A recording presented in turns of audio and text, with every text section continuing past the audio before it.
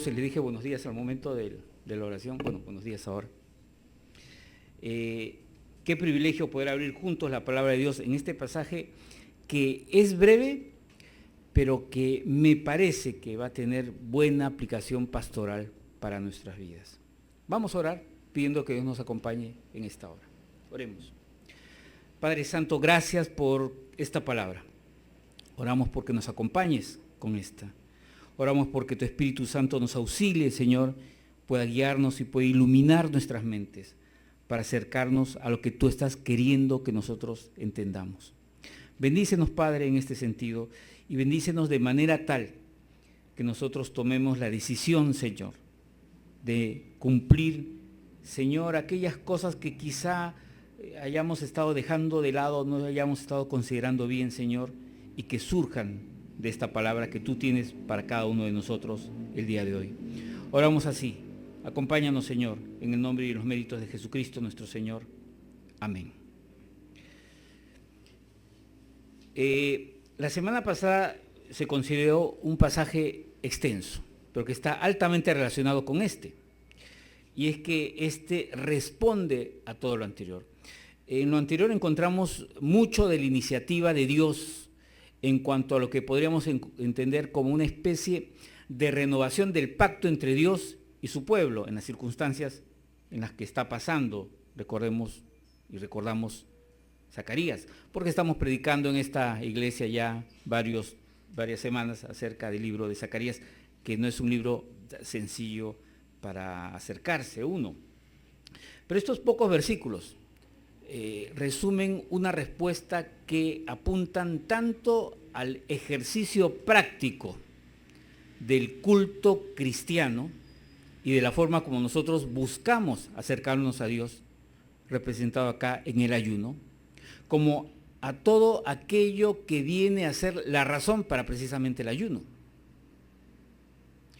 Ahora, yo les digo algo respecto al ayuno, y es que el ayuno es un tema que sobrepasa, creo yo, la misma antigüedad de la palabra. Por lo menos los que estudian las religiones comparadas entienden que en las religiones de Oriente la presencia de la figura del ayuno ha acompañado siempre a casi todas las religiones que por allá se han ido levantando. Por ejemplo, a mí me llama la atención por allí, en lo que yo he podido leer en algún momento, la relación entre ayuno y velorio.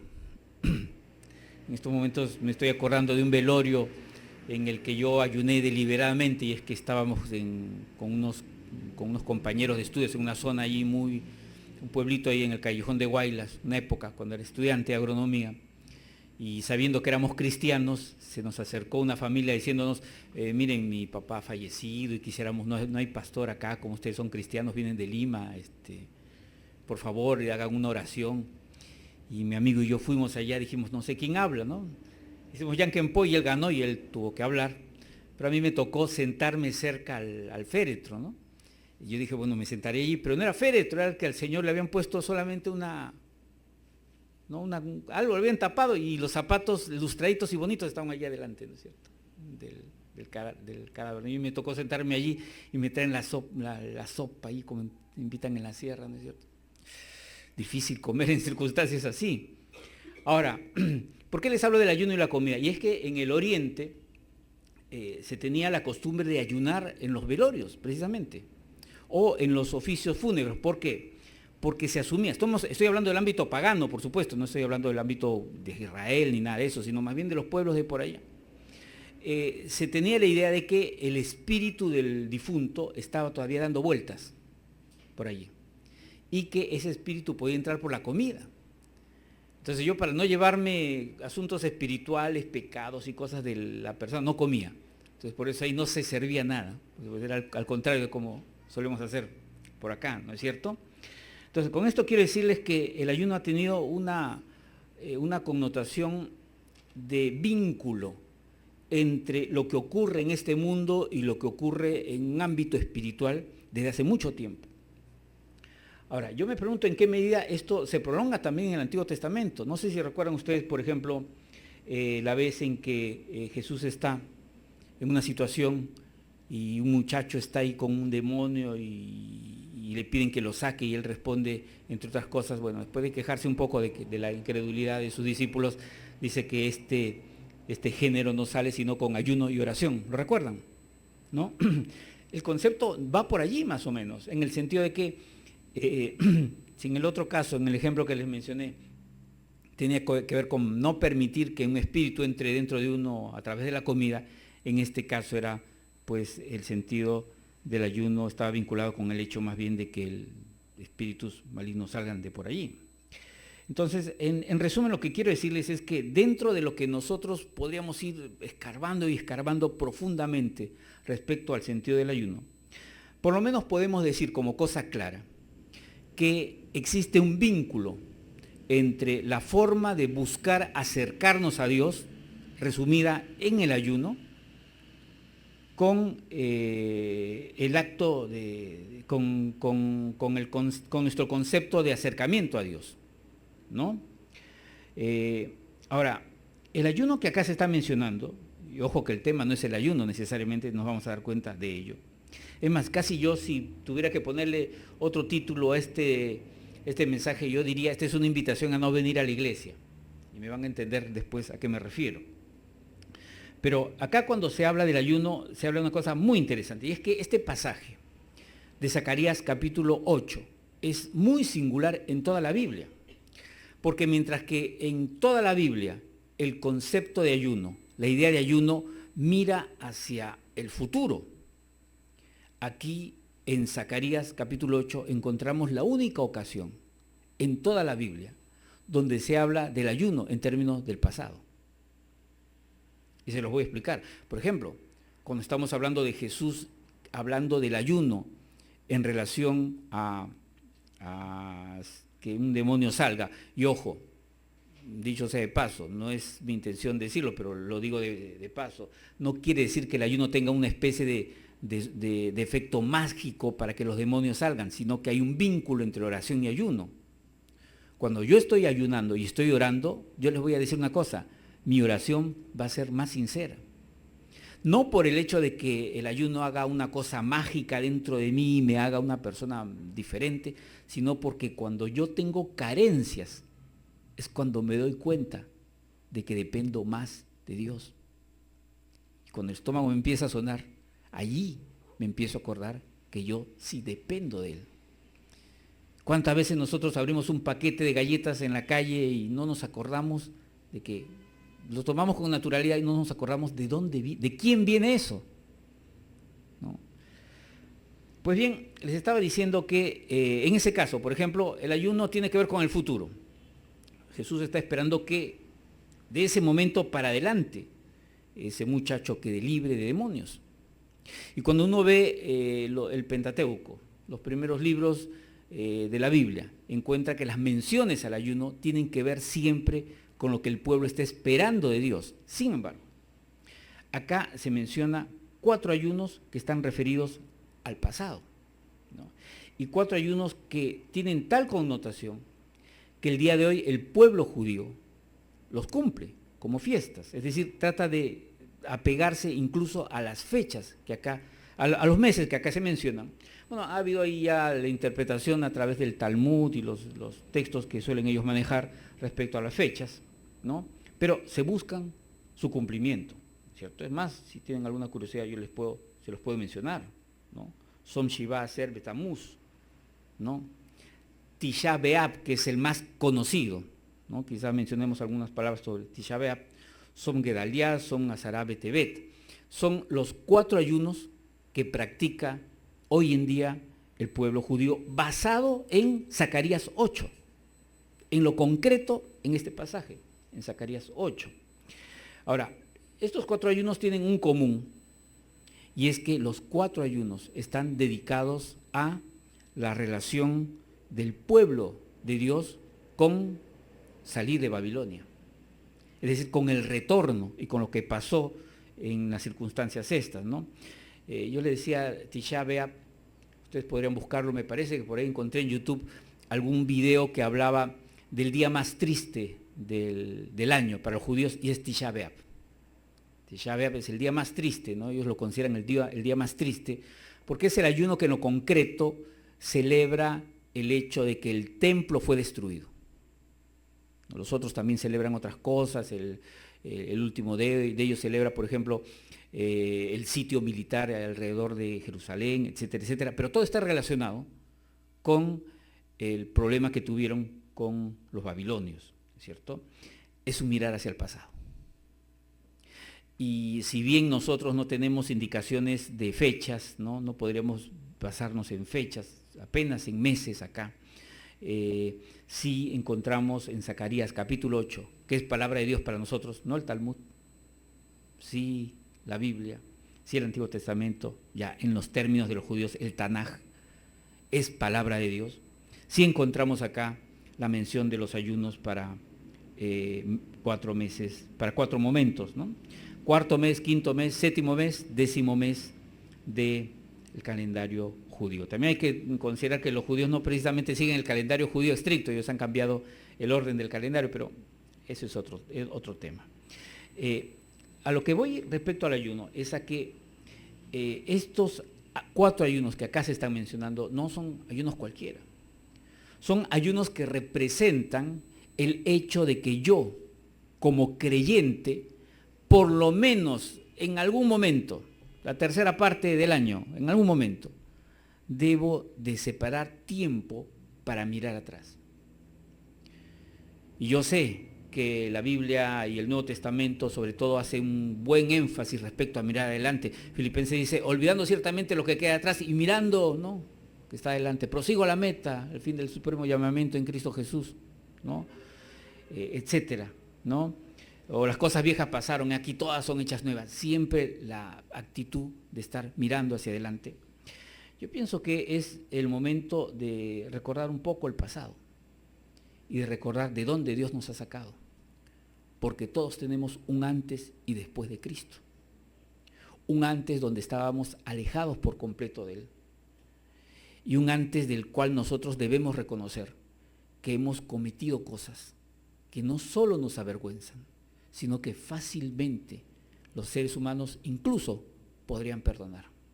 Y si los seres humanos seríamos incapaces de perdonar algunas cosas que nosotros hemos hecho y que forman parte del pasado, Dios con mayor razón no debería perdonar eso. Y sin embargo, ese Dios que es todo santidad, que no debería tolerar el pecado, ha sido capaz de desprenderse a sí mismo para hacerse como uno de nosotros, morir en una cruz y perdonar nuestros pecados. Ahora, sin embargo, yo les estaba diciendo hace un momento que realmente el ayuno no es el tema central de este mensaje. Porque el ayuno representa acá todo lo que nosotros hacemos como práctica cúltica delante de Dios, como práctica de acercamiento a Dios, como práctica para conocer más a Dios y como práctica para estar más en comunión con Él. Lo cual quiere decir que de alguna manera el ayuno podría estar representando el hecho de que acá nosotros estamos juntos. Sin embargo, esto apenas es el efecto.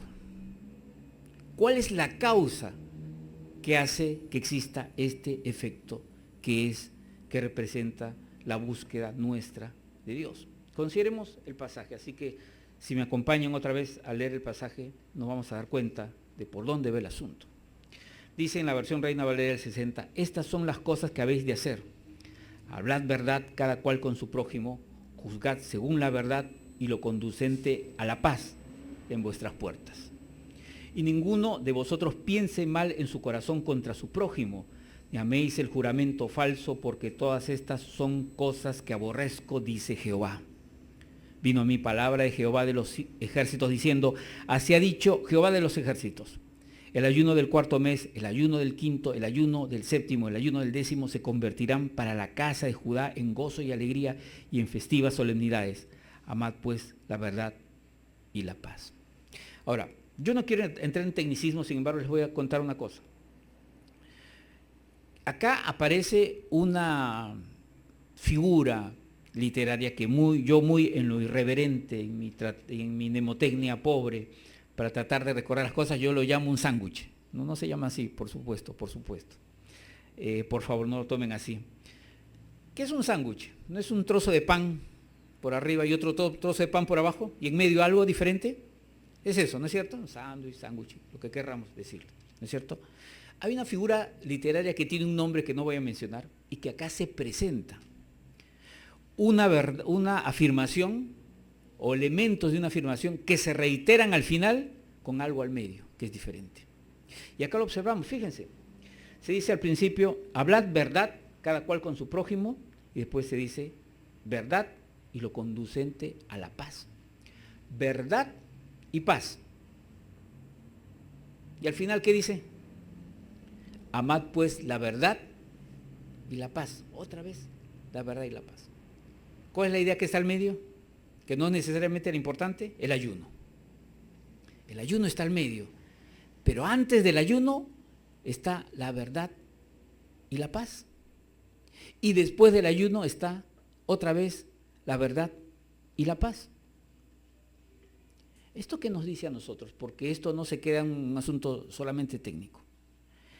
Miren, yo pienso que la palabra de Dios nos está diciendo el día de hoy que si yo estoy haciendo un esfuerzo por adorar a Dios, por tener una vida devocional, por orar, por buscar a los hermanos, por venir a un culto como este o literalmente ayunar, eso tiene que estar rodeado de la verdad y de la paz. Si antes de venir acá yo no estoy empapado, no solamente del concepto, sino de la práctica de esa verdad y de esa paz, no estoy haciendo lo correcto. Y si después de estar acá no sigo yo estando envuelto por la verdad y la paz, tampoco se está cumpliendo precisamente lo que la palabra nos está animando a decir. Ahora, cuando yo leo verdad y paz, recuerdo estas relaciones que hay entre entre paz y otros aspectos. Por ejemplo, Isaías capítulo 9. En Isaías capítulo 9 se nos dice que el fruto de la justicia será la paz. Es decir, hay justicia y como consecuencia de esa justicia siempre hay paz. Acá se habla de la verdad y de la paz como consecuencia, pero hay una variación. Fíjense, la variación está en lo siguiente, fíjense en el detalle. No se trata de cualquier verdad, se trata de la verdad conducente a la paz. Porque yo les digo una cosa, hay algún tipo de verdad que no conduce a la paz. Hay verdades que no conducen a la paz. Acá se habla de la verdad que conduce a la paz. Acá también tendríamos que aclarar un poco el concepto de la verdad, porque la verdad tal cual se explica en el Antiguo Testamento no concuerda necesariamente con la verdad que nosotros manejamos. Nosotros que tenemos formación clásica griega, no grecolatina, ¿no es cierto? Que nuestra cultura está cimentada por allí. Podemos decir, por ejemplo, con Aristóteles que la verdad es la concordancia entre aquello que se dice y aquello que ocurre en la realidad. Sin embargo, para un hebreo del Antiguo Testamento, la verdad es aquello que constantemente se manifiesta del mismo modo. Entonces, lo verdadero está íntimamente ligado a lo fidedigno y a lo fiel. Y es por ello también que se explica que lingüísticamente las palabras para verdad en hebreo sean emet y emuná, cuando emet es verdad, definitivamente, pero emuná es verdad, pero también es fe, es también confianza, es fidelidad, ¿no? Entonces, tenemos que considerar esto porque acá no estamos hablando de lo que es cierto. Aquí estamos hablando de aquello que es conforme a la constancia con que Dios es. Yo estaba tratando de recordar qué podía compartirles a ustedes como ilustración el día de hoy. Estaba pensando en varias cosas, ¿no? Estaba pensando, por ejemplo, en una placa que hay por acá en un país vecino de una batalla que uno de los héroes de los cuales nosotros les ponemos monumentos, etcétera, puso unas cosas que no son ciertas y eso produjo una serie de malestares, ¿no es cierto? A veces nosotros decimos cosas así, ¿no? Cosas falsas que no producen precisamente la paz. Estaba pensando también en el caso de una persona que para hacer un negocio inventó una mentira, ¿no? Consiguió una estatua muy grande y la enterró en su terreno, y después mandó a hacer un pozo, y cuando los que estaban haciendo el pozo dijeron, mira, encontramos esto, pero él ya lo había escondido. Hizo un negocio a partir de eso, ¿no? Como que era un hallazgo arqueológico y todo lo demás, y cobraba entrada para entrar a su casa, para ver lo que se encontraba, pero ya lo había enterrado, ¿no? Sin embargo, por esas cosas que yo solamente puedo atribuirle a Dios, yo me acordé viniendo acá de Boris Cyrulnik. No sé, ¿hay psicólogos por acá? ¿No hay? Yo en alguna parte mencionaba a Cyrulnik y lo reconocen de inmediato. Uno de los grandes psicólogos vivos, que aún quedan vivos, ¿cierto? Es el padre de la resiliencia. Cyrulnik tiene una serie de cosas por las cuales uno debería mencionarlo, empezando por la anécdota de su auto, de su Citroën y la catedral, pero ese no viene al caso. Algún día les contaré la anécdota de la catedral. Pero Cyrulnik tiene una biografía muy interesante. Primero, que es judío. Es un hombre que ya va casi a los 100 años. Es médico y es psicólogo, tiene un doctorado en psicología. Él, cuando estaba muy pequeñito, tenía como 2 años, estaban llevándose a los niños en fila en el campo de concentración, y de inmediato, en un momento, en un descuido, una enfermera que tenía y estaba llevando una camilla con una tela ahí muy larga, lo jaló violentamente y lo metió por debajo. Ese solo acto le salvó la vida. A todos los niños los mataron. Y él murió. Y él no murió, perdón. Todos los niños los mataron y él no murió. Entonces, eso lo salvó. Fue adoptado por una familia francesa de situación económica no de lo mejor, pero tuvo una infancia buena.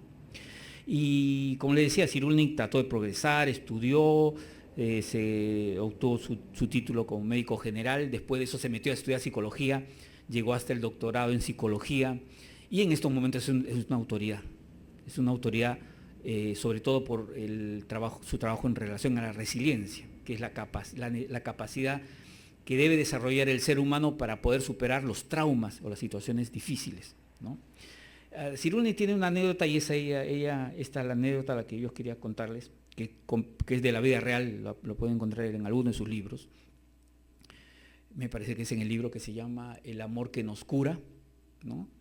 Cyrulnik dice que ya siendo una persona importante, etcétera, se encontró con una persona que se acercó y lo saludó. Le dijo, doctor, quiero saludarlo, quiero darle las gracias, usted me ha ayudado mucho. Él pensaba que era una de las personas, porque solía encontrarse con mucha gente que le decía gracias porque usted me ha ayudado, gente que ha seguido pautas de sus terapias o que ha leído sus libros, ¿no es cierto?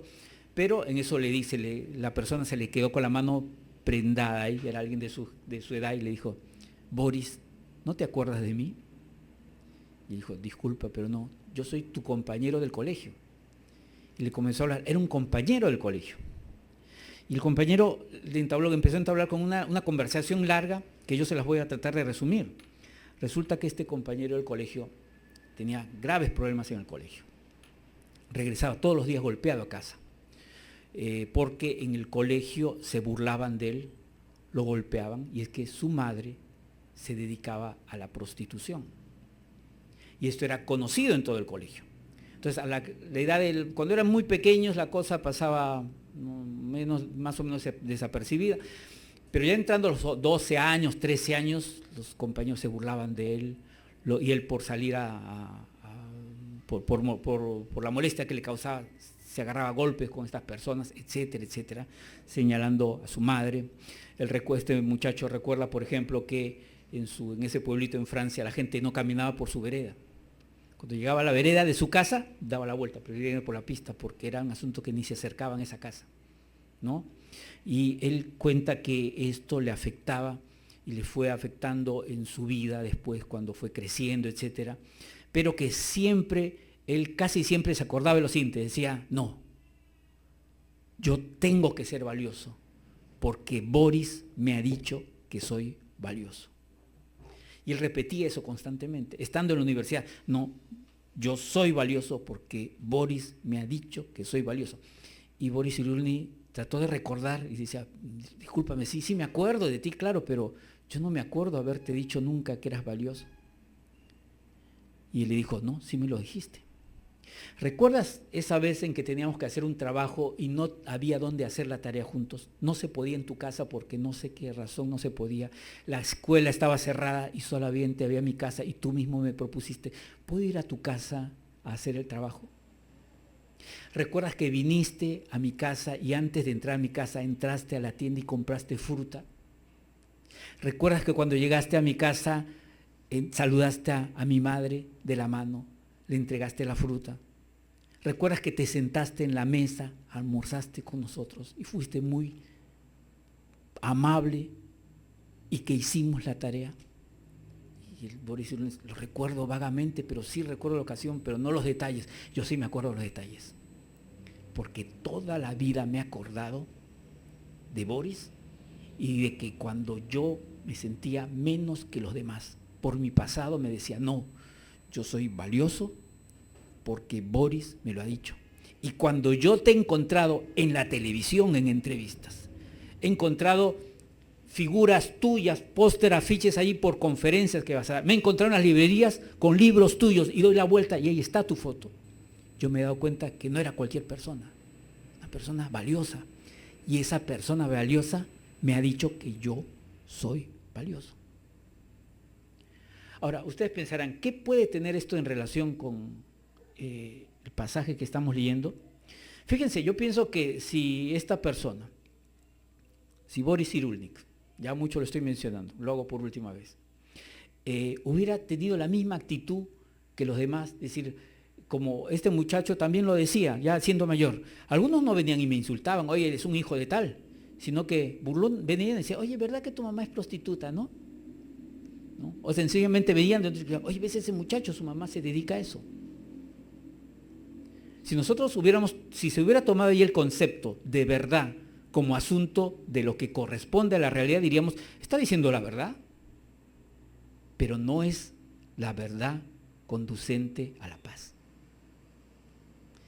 ¿Y cuántas veces nosotros también en la vida no medimos nuestras palabras? No decimos las cosas como son, porque decimos, bueno, es verdad y lo digo.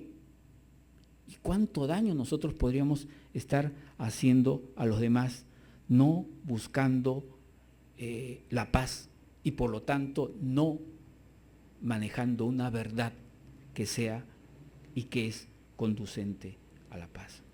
Así que yo los invito a que consideremos esto.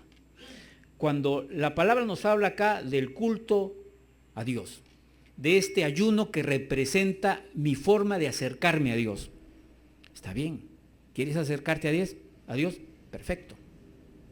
Pero ese acercarte a Dios tiene que venir revestido antes y después por una paz que conduzca, por una verdad que conduzca a la paz. Y yo les dije hace un momento que les iba a decir que no vengan a la iglesia y ahora se los voy a decir, no vengan a la iglesia. Si en su corazón no está el buscar esa paz que viene de una verdad, pero de una verdad que busca la paz, no vengan. No vengan. No estamos en condiciones de adorar a Dios si es que no tenemos esta actitud de una verdad que conduzca a la paz. ¿Tenemos esa actitud? ¿Cómo manejamos nuestras palabras? ¿Cómo manejamos el tratarnos con los demás? ¿Cómo lo hacemos?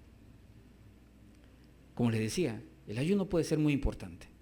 Y cualquier práctica que busca adorar a Dios o acercarnos más a Dios, de hecho que lo es. Pero la razón en estos momentos podría ser más importante para tu vida y para la mía. Vamos a orar, por favor. Oremos.